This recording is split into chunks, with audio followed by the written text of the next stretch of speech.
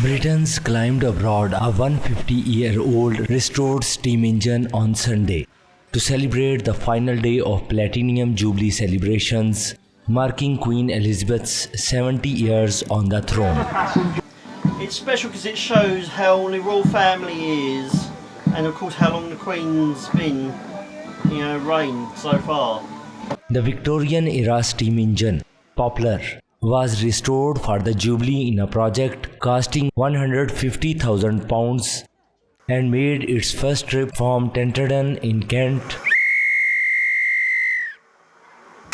Passengers waved British flags out of windows as they departed the station, with one passenger saying the Jubilee showed the 96-year-old Queen was still strong.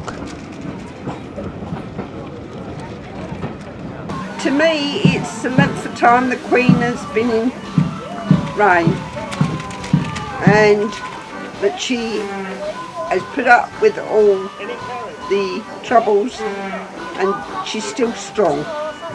Stationmaster, a retired social worker, said the Jubilee was particularly special to him, as the Queen's ascension marked his own entrance into the world.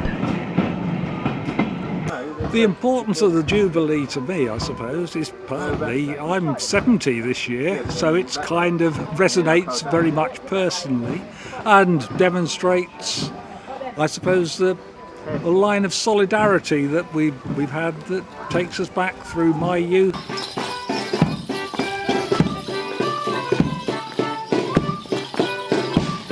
Morris dancers also took to Tenterden to celebrate the Jubilee.